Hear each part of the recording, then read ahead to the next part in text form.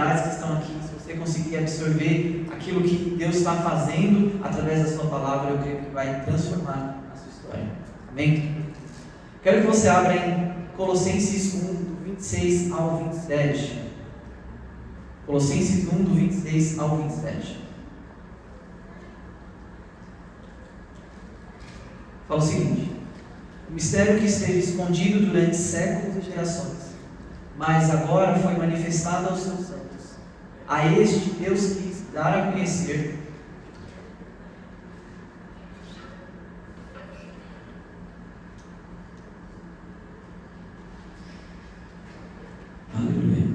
o mistério que esteve escondido durante séculos e gerações, mas que agora foi manifestado aos seus santos. A estes Deus quis dar a conhecer a riqueza da glória deste mistério entre os gentios, que é Cristo em vocês, a esperança da glória.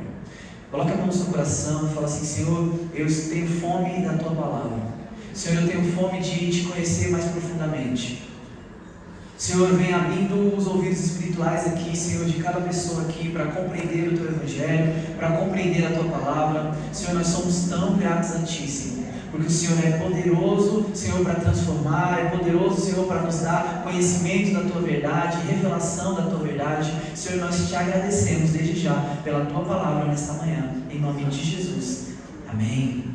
Amém. Quem tem fome da Palavra de Deus aqui? Amém. Glória a Deus. Eu tenho muita fome. O nome dessa ministração, dessa palavra, ela vai ser dividida em 2 domingos, um começando este domingo, outro no domingo que vem. Chama o seguinte: a verdade revelada. Então, se você está anotando, chama a verdade revelada.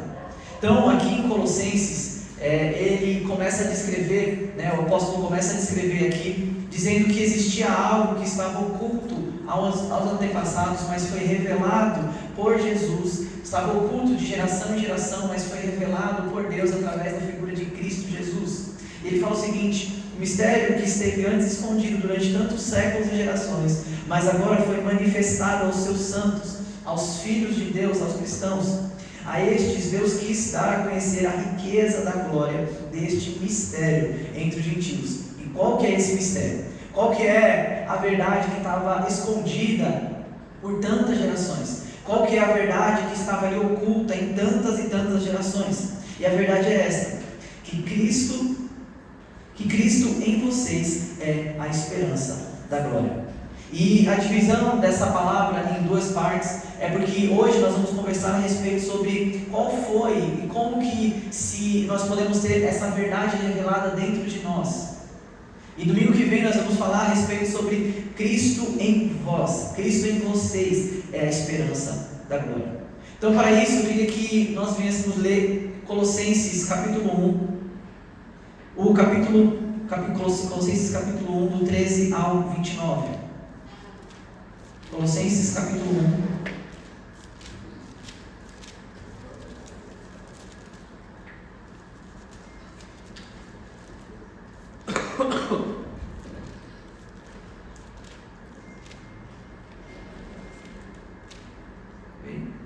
Aí, glória. Então fala assim: Ele nos libertou do poder das trevas e nos transportou para o reino do seu Filho amado, em que temos a redenção e remissão dos nossos pecados. Ele é a imagem do Deus invisível, o primogênito de toda a criação. Pois nele foram criadas todas as coisas, nos céus e sobre a terra, as visíveis e as invisíveis, sejam tronos, sejam soberanias, quer principados, quer potestades. Tudo foi criado por meio dele. Ele é antes de todas as coisas, nele tudo subsiste. Ele é a cabeça do corpo, que é a igreja. Ele é o princípio, o primogênito dentre os mortos, para ter a primazia entre todas as coisas. Porque Deus achou por bem que nele residisse toda a plenitude, nele Cristo. E que, havendo feito a paz pelo sangue da sua cruz, por meio dele reconciliasse consigo mesmo todas as coisas, quer sobre a terra, quer sobre os céus. E vocês, que no passado eram estranhos e inimigos no entendimento pelas obras más que praticavam, agora, porém, ele os reconciliou no corpo a sua carne mediante a sua morte, para apresentá-los diante dele santos e inculpáveis e irrepreensíveis. Se é que vocês permanecem na fé, alicerçados e firmes, não se deixando afastar da esperança do Evangelho que vocês ouviram e que foi pregado a toda criatura debaixo do céu e do qual eu, Paulo, me tornei ministro. Agora me alegro nos meus sofrimentos por vocês e preencho o que resta das aflições de Cristo na minha carne, a favor do seu corpo que é a igreja, do qual me tornei ministro de acordo com a dispensação da parte de Deus, que me foi confiada em favor de vocês, para dar pleno cumprimento à palavra de Deus. O mistério este que esteve escondido durante séculos e gerações, mas que agora foi manifestado aos seus santos. Qual é esse mistério? A este Deus quis dar a conhecer a riqueza da glória deste mistério entre os gentios, que é Cristo em vocês, a esperança da glória. Este Cristo nos foi anunciado, advertindo a todos e ensinando a cada um em toda a sabedoria, a fim de que apresentemos cada pessoa perfeita em Cristo. É para esse fim que eu me empenho, esforçando-me o mais possível, segundo o poder de Cristo que opera poderosamente em mim. Aqui em Colossenses 1, ele descreve a atuação do reino de Deus na vida de um filho. Ele descreve a atuação do reino de Deus na vida de um novo convertido, na vida de um cristão. E aqui é interessante que o apóstolo Paulo está descrevendo essa carta que foi oculta, né? Ele estava dizendo que antes Deus ele só se revelava aos filhos de Israel, ao povo de Israel, mas agora através de Cristo uma nova geração estava se abrindo ali e a palavra de Deus estava sendo conhecida aos gentios. Aos gentios aqui não é o povo de Israel específico. Então eu e você, nós entramos nessa vertente de gentios, né? De pessoas que não são da raiz de Israel. Mas ele está dizendo que foi liberado para este povo, foi liberado para mim e para você, uma porção da revelação, da graça e do mistério de Deus. Colossenses 1, do 21 ao 22, fala o seguinte: e você que no passado eram estranhos e inimigos no entendimento, pelas obras más que praticavam, agora porém ele os reconciliou no corpo da sua carne, mediante a sua morte, para apresentá-los diante dele santos, inculpáveis e irrepreensíveis. Aqui o apóstolo Paulo está dizendo que ele considera, como se Cristo considerasse as pessoas que vivem numa prática de pecado, as pessoas que vivem no mundo da maldade, no mundo de acordo com as suas próprias vontades e o desejo e o plano do diabo. Ele fala o seguinte: que essas pessoas, na verdade, elas são inimigos no entendimento, pelas obras más que praticam. Como se o que falta para essas pessoas é um entendimento da glória e da manifestação de Deus.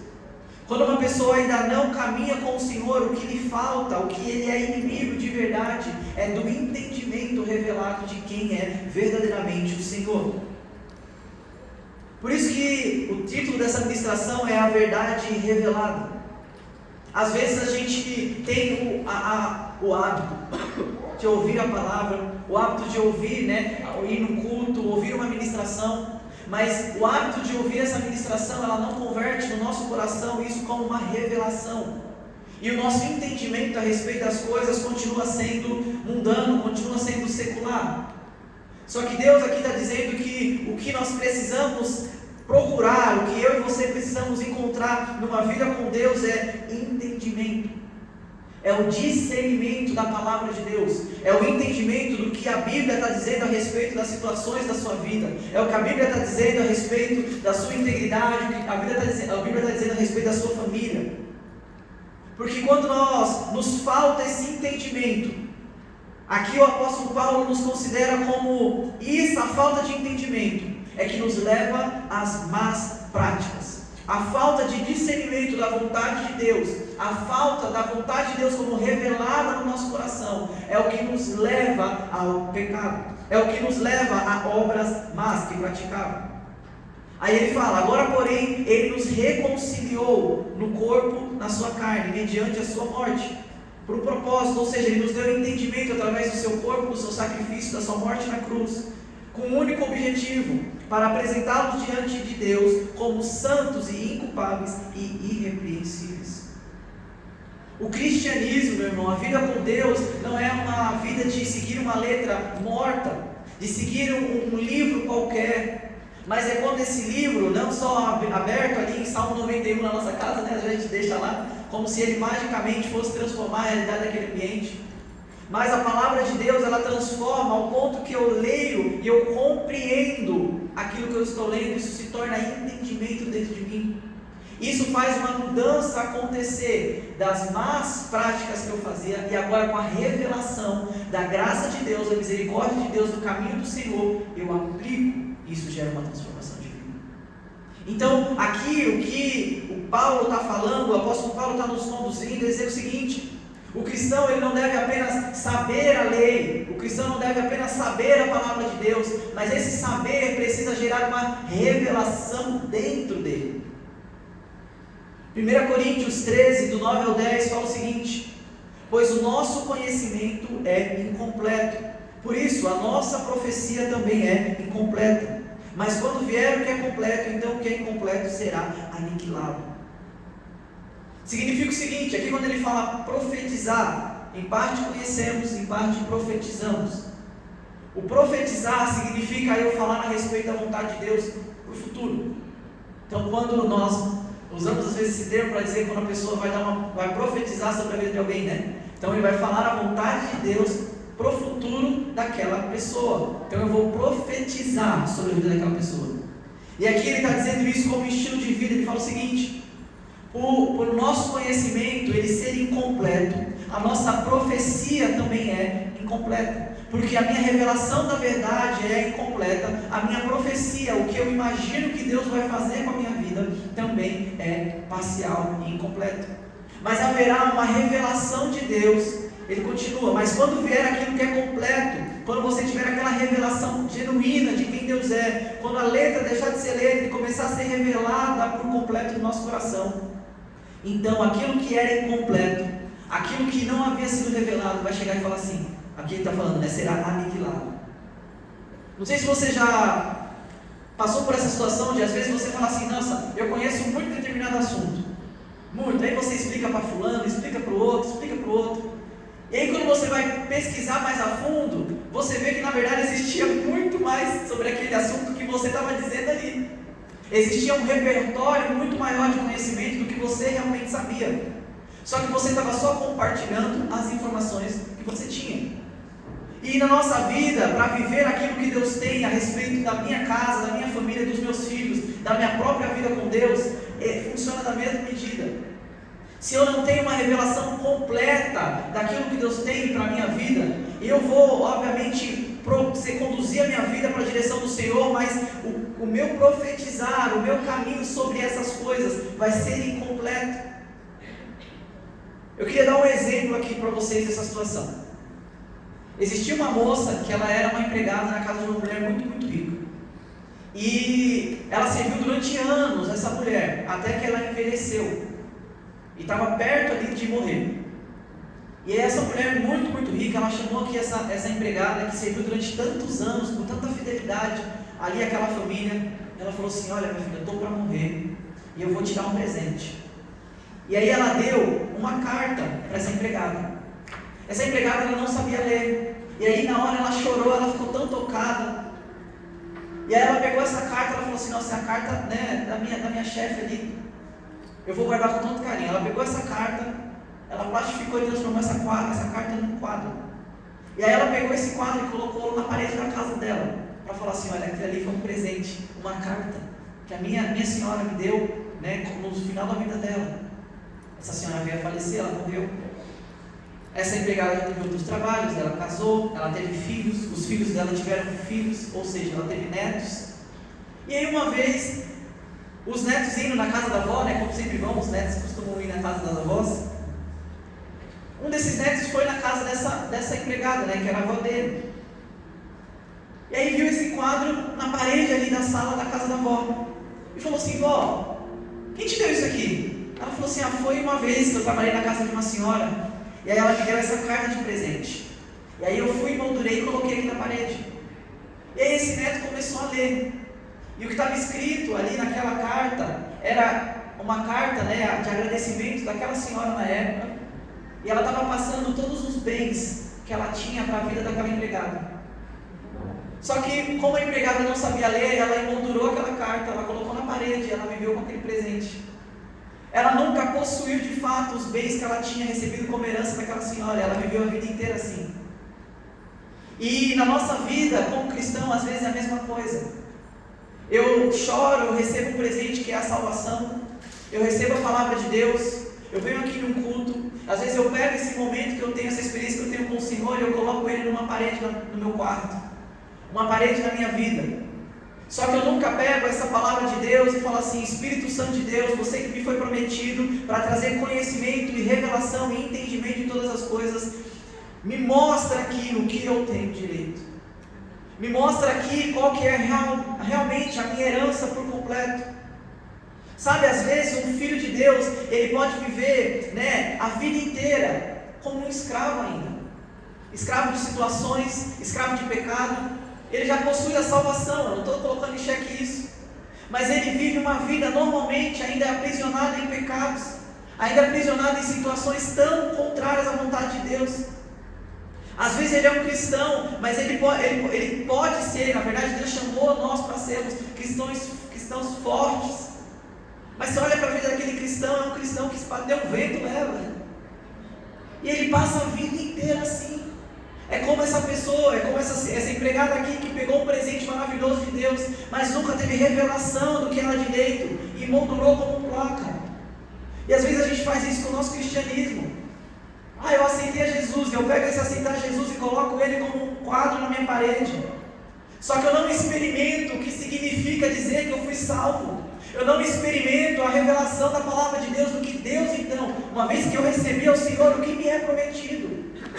Uma vez que eu tive encontro com a palavra de Deus, o que eu tenho que esperar? Qual a liberdade dos filhos de Deus? Qual que é a força que Deus promete para os filhos de Deus? Às vezes um cristão, ele passa a vida inteira como aqui na casa de Deus, mas ainda com uma mentalidade de orfandade. A vida inteira olhando, não vivendo na casa de Deus, mas vivendo como um órfão aqui dentro. Nunca reconhecendo que possui um pai sobre a vida dele. Às vezes você pode ser salvo, mas ainda continuar sendo considerado, né, como cauda, ao invés de ser como cabeça, como liderança. Às vezes você é filho de Deus, mas você continua vivendo uma vida de extrema miséria.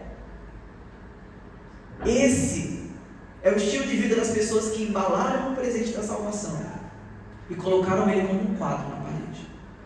Quando Deus está dizendo o seguinte: olha, eu quero que você realmente experimente, eu quero que você tenha revelação daquilo que eu tenho determinado, o preço que eu paguei pela sua vida, pela sua história. Existe algo atrás disso, existe uma herança reservada para os filhos de Deus, existe algo separado para você. Na nossa vida espiritual isso é a mesma coisa. Também existe uma grande diferença entre você saber que tem um presente separado por Deus, uma promessa separada por Deus, e você realmente possuir essa promessa. Existe uma grande diferença entre você realmente saber assim: olha, todas as coisas cooperam para o meu bem, ok, Gabriel, eu sei disso, é um presente separado por Deus, e eu realmente experimentar essa vontade do Senhor na minha vida. Existe uma distância disso, e é disso que eu quero conversar aqui. Essa distância, ela se chama o processo de revelação da vontade e do propósito que está descrito na palavra de Deus. Em Oséias 4:6, se você puder abrir, fala o seguinte: o meu povo está sendo destruído, pois lhe falta conhecimento.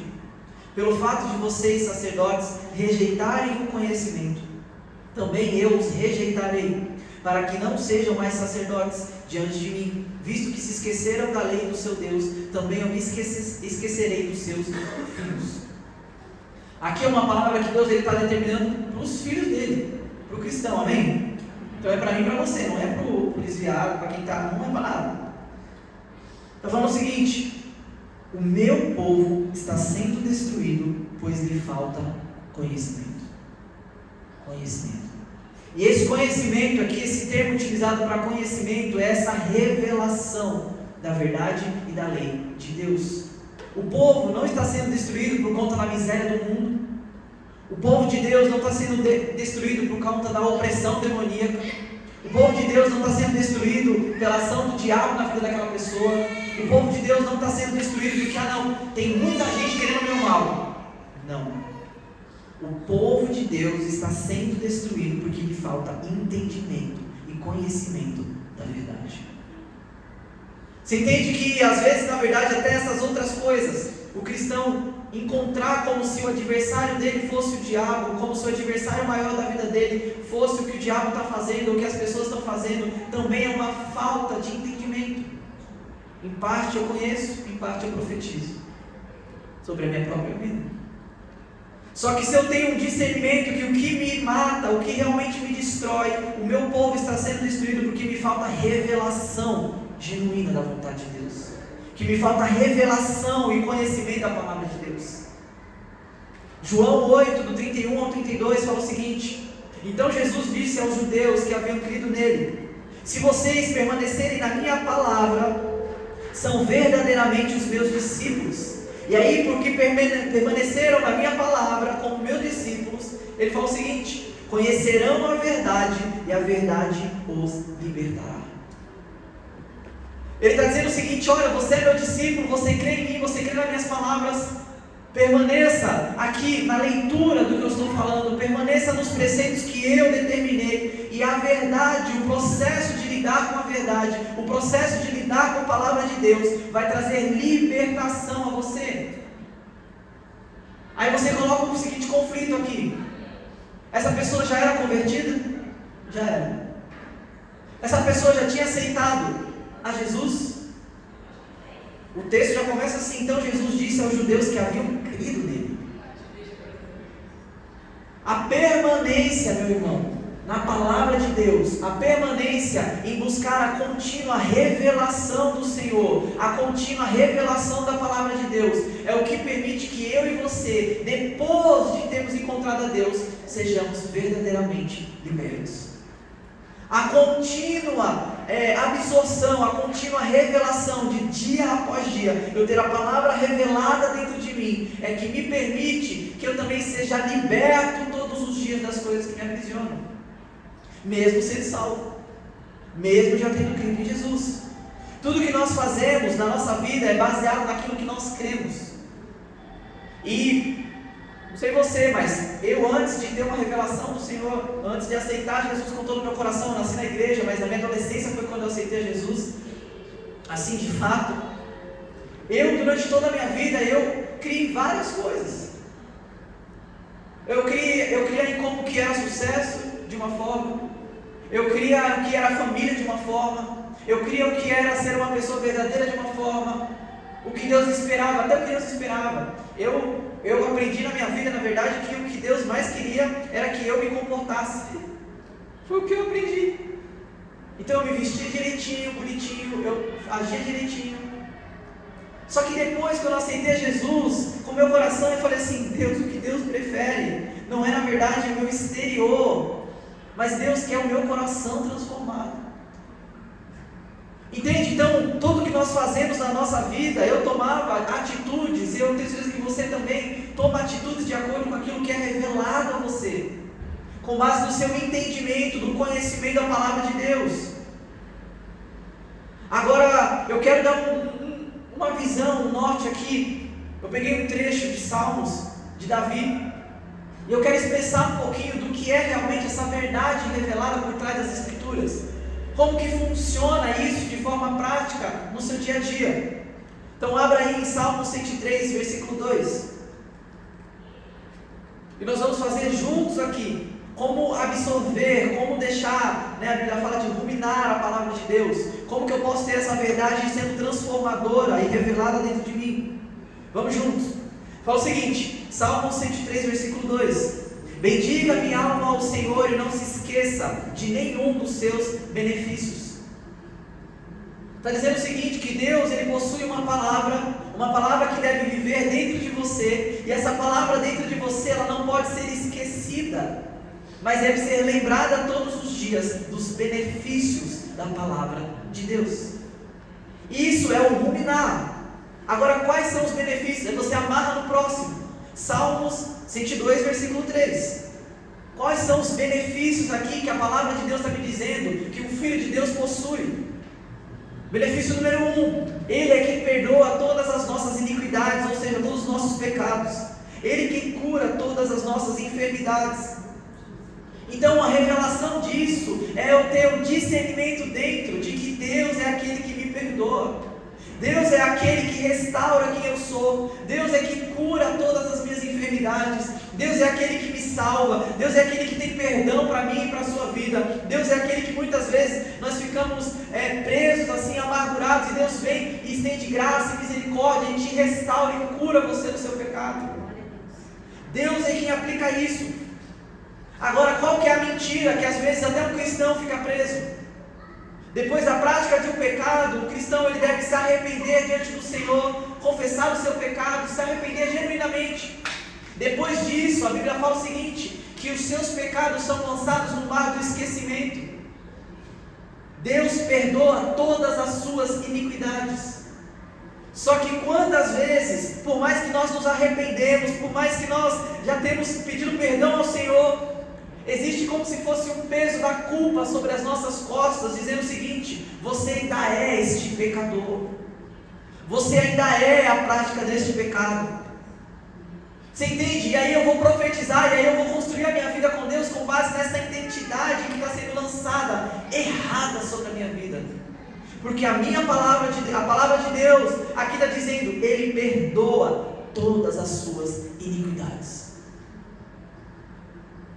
Quantas vezes nós ficamos presos por anos como cristão, porque nós erramos em algum momento da nossa história, nós já nos arrependemos, nós pedimos perdão diante de Deus, só que este erro o inimigo usa para nos condenar, e eu nunca vivo o que Deus tem para a minha vida. Mas nós fomos feitos para viver verdadeiramente livres. Quem foi perdoado por Deus é livre.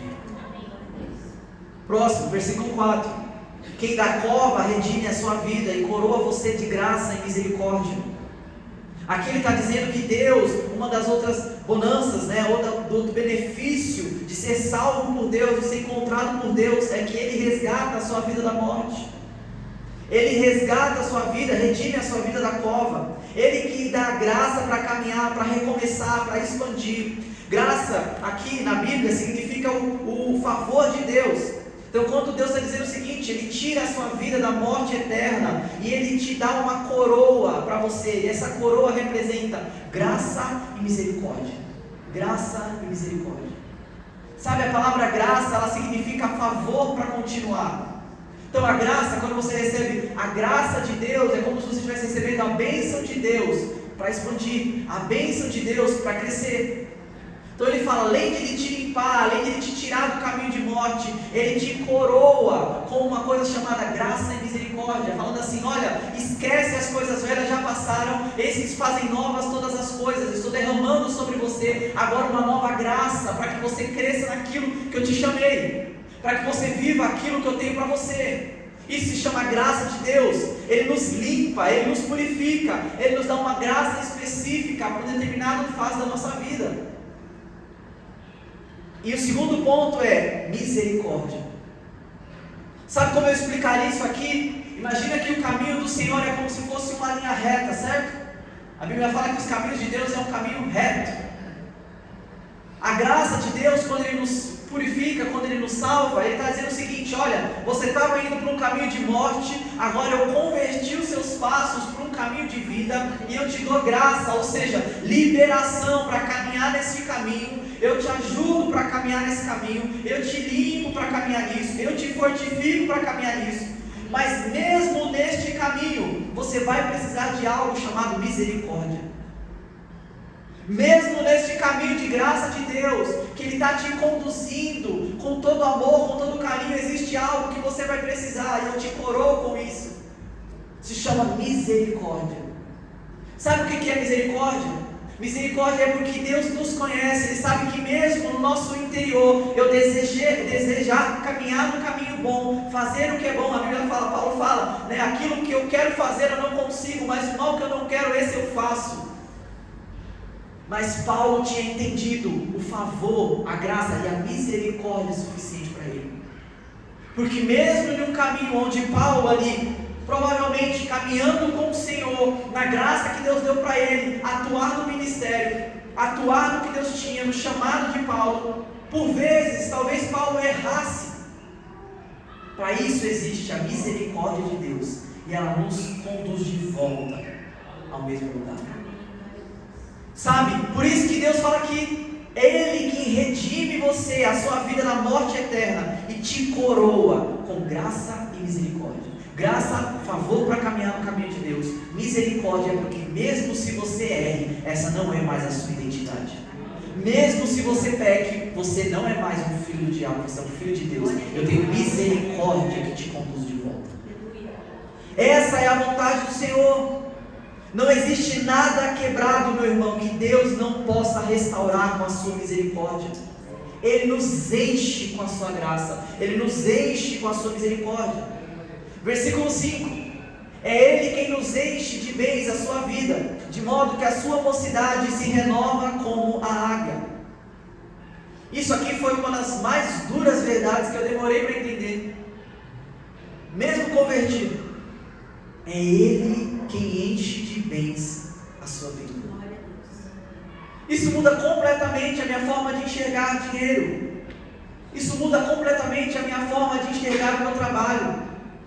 Não é o meu chefe que vai encher a minha vida de bens. Não é o meu emprego que vai encher a minha vida de bens. Não é qualquer pessoa nessa terra que tenha a opção ou não de encher a minha vida de bens. Mas Deus, como um Pai generoso, derrama a generosidade sobre os seus filhos.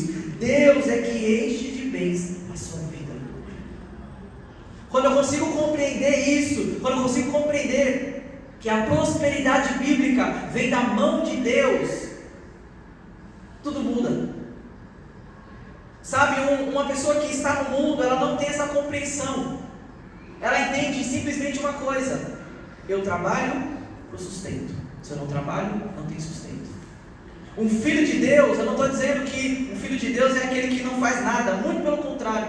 O filho de Deus é aquele que se esforça ao máximo que ele consegue, porque ele está servindo ao Senhor, ele está trabalhando para o Senhor. Se eu estou trabalhando para o Senhor, o filho de Deus fala o seguinte: o meu salário não vem do homem, vem do Senhor. A minha promoção não vem do homem, vem do Senhor. Sabe, uma dinâmica boa que eu gosto de utilizar nisso é como se fosse o trabalho de uma visão de uma torneira. Uma torneira, uma hora está aberta, derramando prosperidade, derramando recursos. Uma hora, uma torneira está fechada. Só que para um filho de Deus que entende que Deus é que enche a sua vida de bens, essa caixa d'água de riqueza, essa caixa d'água de recursos não está na mão humana. Essa caixa d'água está nos céus, e Deus abre e fecha a torneira que Ele quer. O que acontece quando nós mudamos de emprego para um filho de Deus não é um caos que bateu na sua porta, é Deus fechando uma torneira e Ele decidindo abrir outra.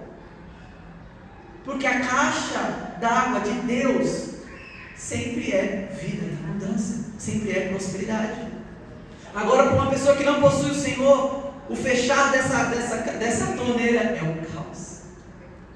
O fechar dessa torneira é: meu Deus do céu, meu chefe quis me destruir. Ah não, aquela pessoa me passou a perna. Ah, eu não estou recebendo mais por aquilo. Mas o Filho de Deus está olhando e falando assim: ah, será que a torneira próxima é maior do que essa?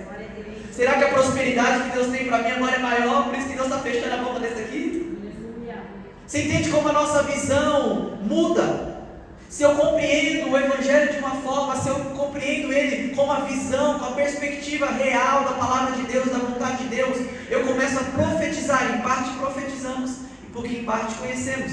Se eu conheço, eu escrevo a minha vida com uma visão limitada de fé, eu vou escrevendo e norteando a minha vida com base nisso. Agora, se eu compreendo qual que é a vontade do Senhor, eu também vou norteando a minha vida e profetizando com base no entendimento revelado de Deus.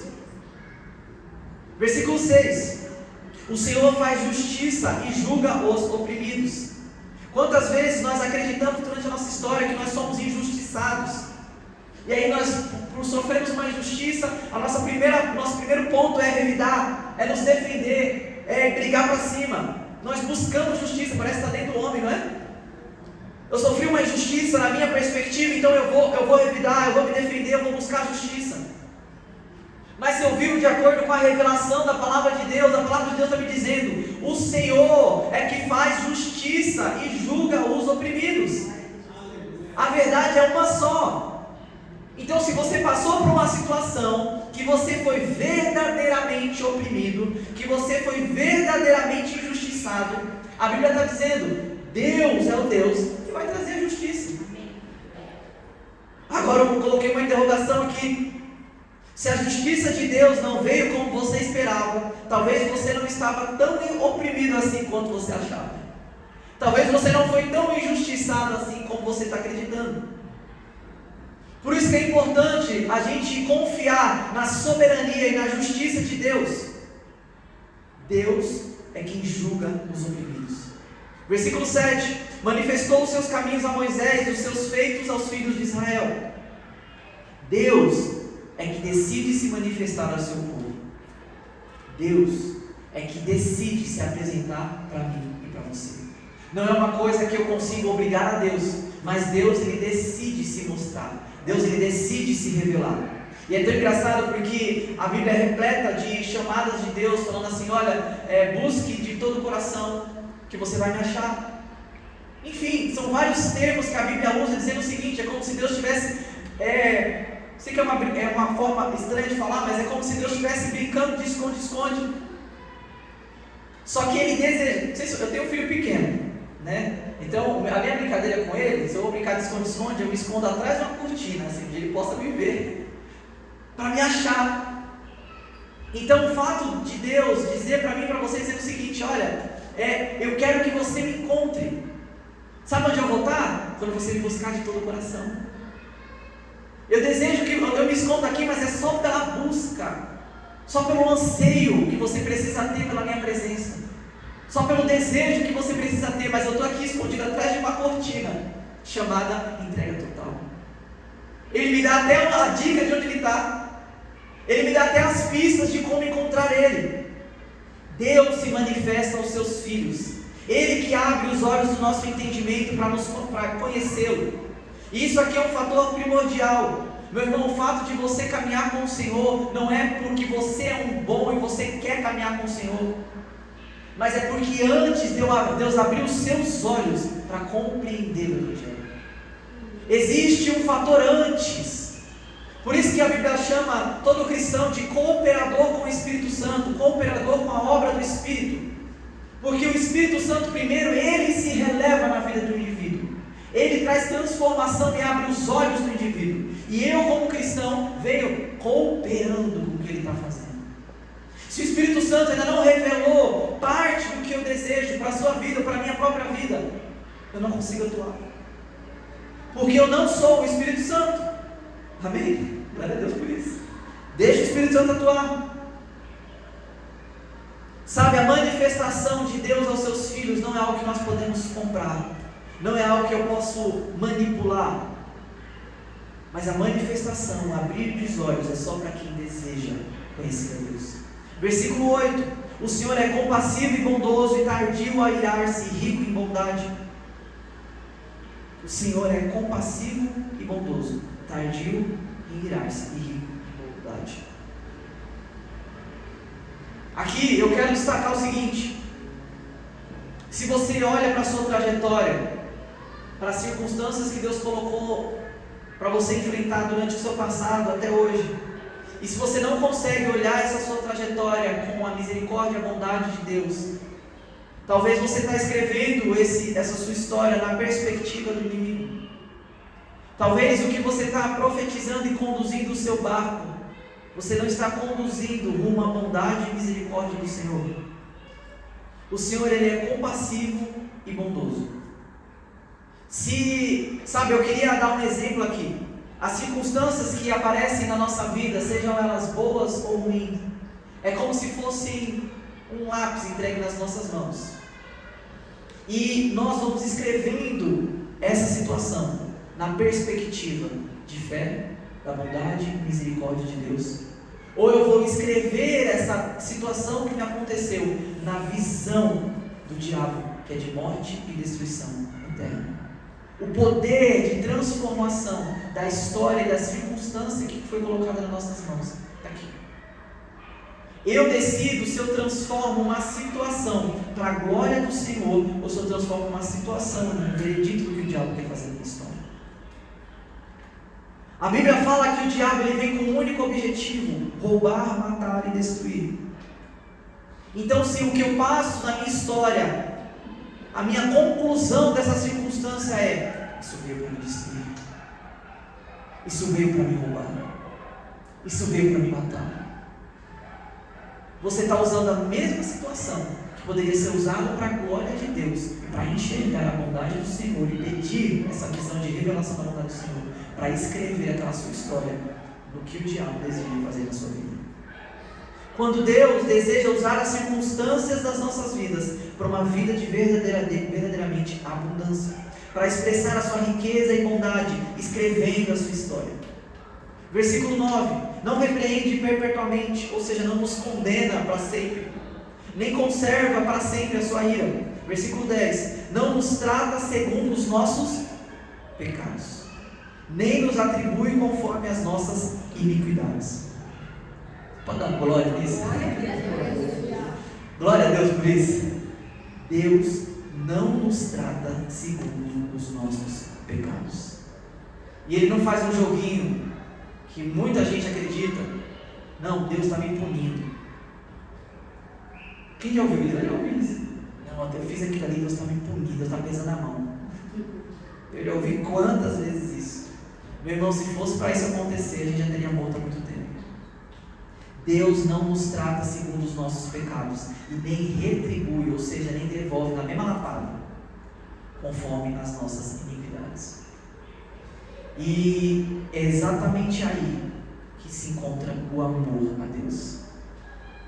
Quando eu encontro com esse Deus que não me trata de acordo com a minha iniquidade, quando eu encontro verdadeiramente com esse Deus que olha para o meu pecado e fala assim: eu quero te curar e te transformar deste pecado, eu não vou te retribuir.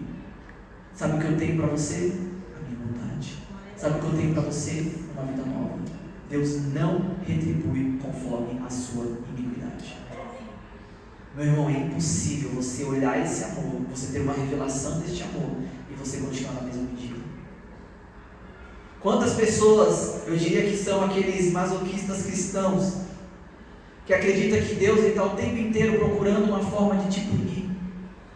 Deus está procurando o tempo inteiro uma forma de você sair da linha para te dar uma rasteira. Isso é uma falsa crença da palavra de Deus.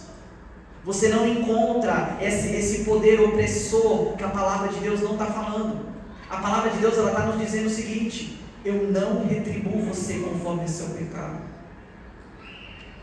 Deus não nos trata pesando a mão, punindo conforme o pecado.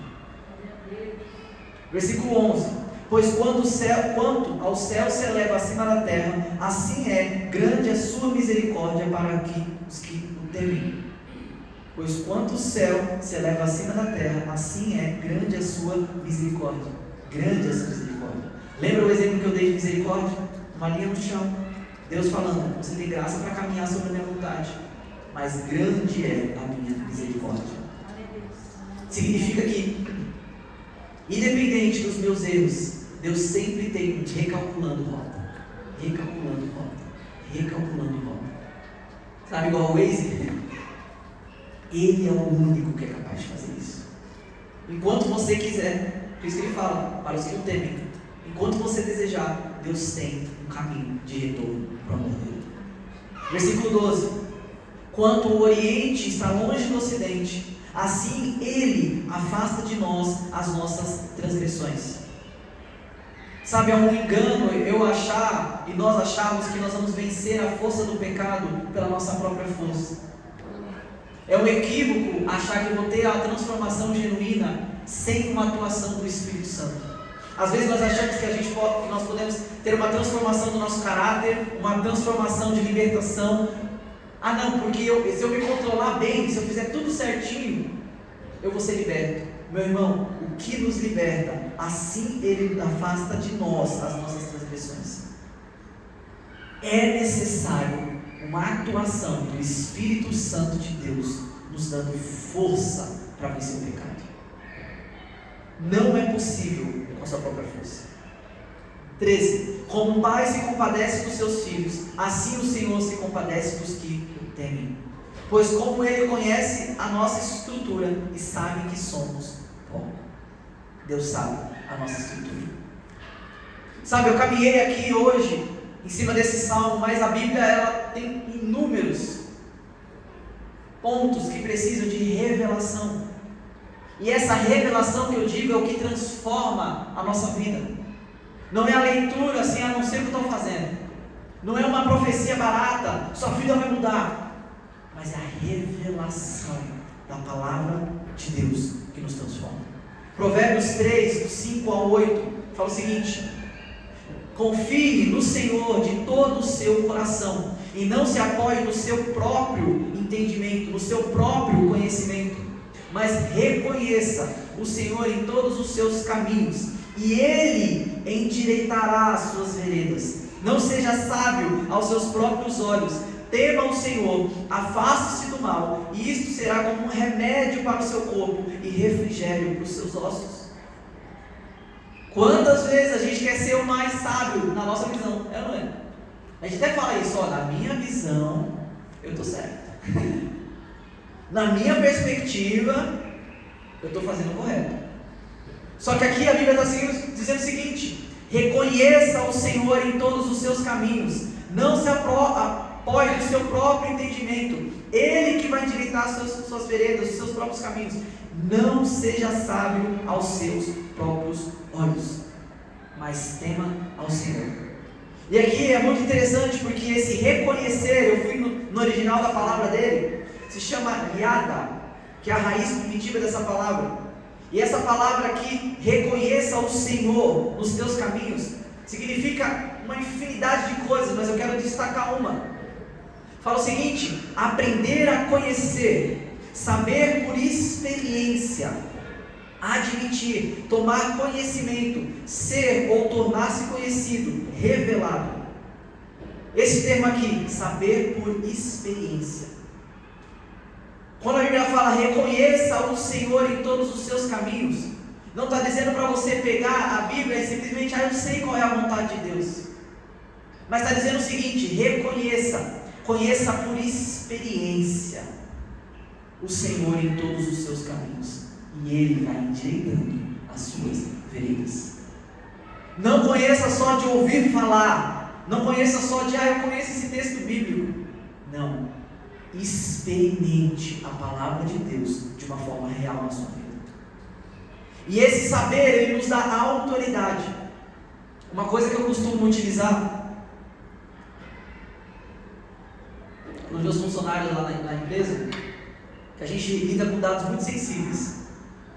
E às vezes nesse processo, você está trabalhando com alguém, e aí você pergunta algo para a pessoa, e a pessoa precisa te responder com certeza, Você fez? Fiz. Respondeu? Não respondeu. Não respondeu. É certeza.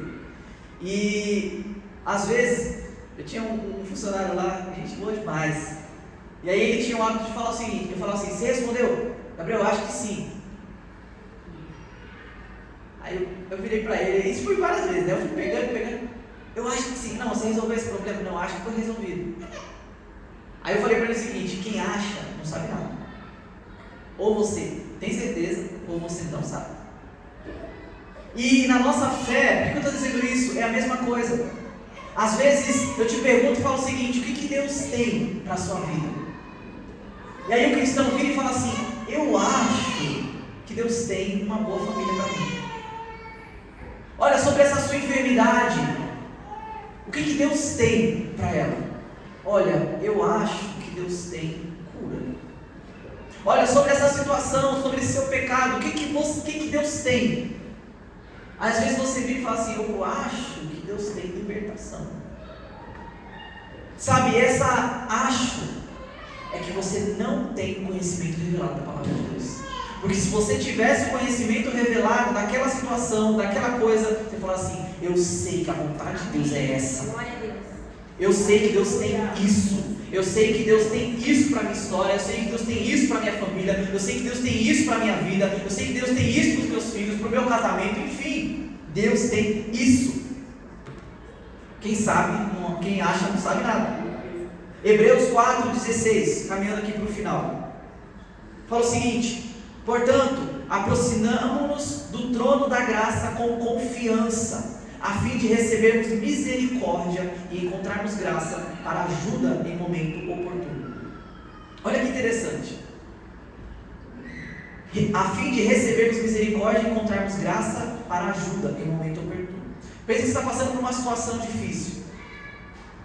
A vontade de Deus é: se aproxime de mim, eu quero te ajudar. Se aproxime de mim, eu tenho a ajuda que você precisa. Mas ele, de novo, ele fala o seguinte: qual que é o requisito mínimo para essa ajuda? Aproxime-se do meu trono da graça com confiança. Deus, eu sei que você vai fazer isso. Eu sei que a sua vontade é essa. Eu sei que o seu desejo é esse. Eu preciso da sua ajuda. Eu preciso da tua revelação. Eu preciso do teu apoio, Senhor. Eu sei que você pode fazer. Glória a Deus, aleluia. Sabe, é disso que ele está falando. Aproxime-se do meu trono da graça com confiança. E aí sim, a fim de recebermos misericórdia e encontrarmos graça para ajuda nos momentos de necessidade. Aleluia. Mateus 11:12 fala o seguinte: desde o dia de João Batista até agora, o reino de Deus sofre por violência, e os que usam de força se apoderam-se dele. É a mesma coisa. Você quer algo que está disponível no reino de Deus? Você quer algo que está disponível na palavra de Deus? Meu irmão, não é para os tímidos, assim, não é para aqueles que ficam: não sei se é, não sei se dá. É para aqueles que se apoderam-se com força. Isso é para mim. Essa verdade é para mim. Essa vida é para mim. Essa transformação é para mim. Essa cura é para mim. É meu, é meu, é meu. Desde os dias de João Batista até agora, o reino de Deus sofre, ou seja, é tomado por violência. E a verdade, meu irmão, ela é sempre absoluta. Romanos 12:2. Não vivam conforme os padrões deste mundo, mas deixem que Deus os transforme na renovação da sua mente, do seu entendimento, com base na verdade, para que possam experimentar qual é a boa, agradável e perfeita vontade de Deus.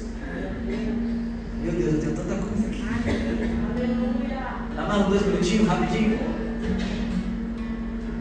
Aqui, nesse versículo, Deus está dizendo o seguinte: para que você possa experimentar a minha boa vontade, para que você possa sentir, não de uma forma de conhecer: eu conheço que Deus é bom, eu sei que Deus é bom. Ele está dizendo o seguinte: para você experimentar a minha boa e perfeita vontade, você precisa ser transformado na sua mente.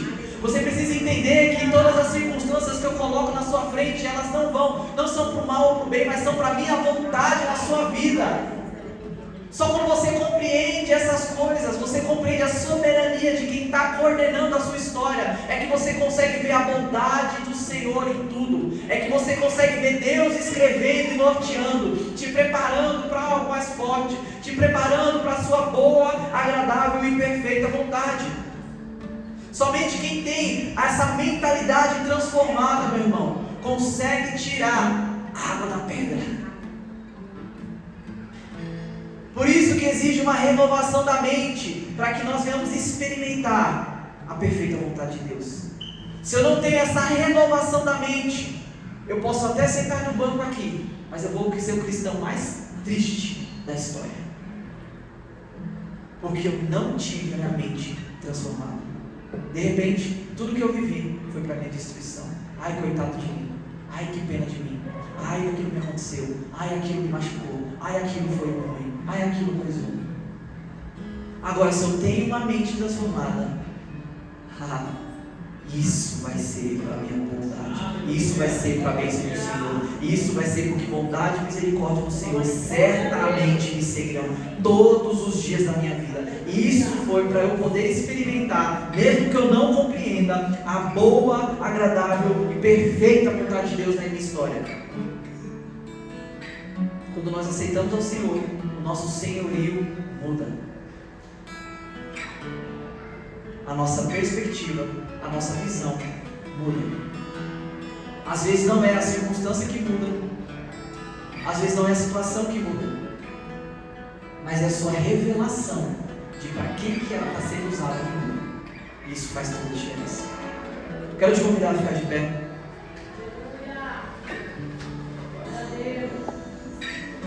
O mistério que esteve escondido durante séculos, gerações, mas que agora foi manifestado aos seus santos. Este Deus quis dar a conhecer a riqueza da glória deste mistério aos gentios, que é Cristo em vocês. Cristo em vocês. Cristo em vocês. A verdade revelada, que você precisa sair daqui indignado, é essa verdade do que Cristo, através da sua palavra, quer fazer em você. O que Cristo quer revelar dentro de você. A verdade revelada é a vontade de Deus, a palavra dele, dentro de você. Dentro de você. E esse era o mistério que estava escondido durante tantos tempos. Mas hoje está exposto para nós. Hoje está disponível para mim e para você. Sabe, meu irmão, e o pior erro que você pode fazer é pegar esse Cristo em vocês, Cristo querendo transformar cada um de nós, e falar assim: nossa, Jesus é maravilhoso, deixa eu pôr um quadro aqui na minha parede, vai ficar lindo. Quando Jesus queria te dar uma herança e uma vida transformada. Não enquadre aquilo que Deus tem para você. Saque do reino dos céus. Fala: Senhor, é meu, eu quero. Saque do reino de Deus. Amém, Jesus, nós te agradecemos, Pai, pela tua palavra nesta manhã.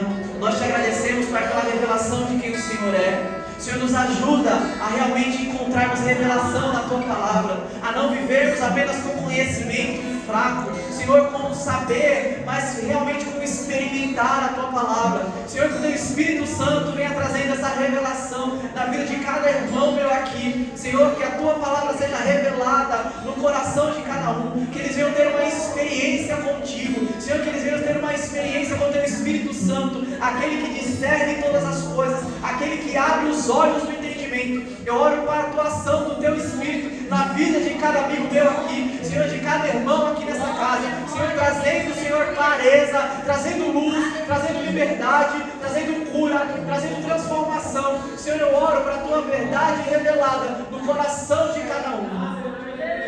Eu oro, Senhor, para que as famílias sejam encontradas por essa verdade, para que as famílias, meu Pai, sejam transformadas por essa verdade, que a vida de cada um seja verdadeiramente transformada, não pelo conhecimento, mas pela experiência de viver no centro da tua palavra, no centro da tua vontade.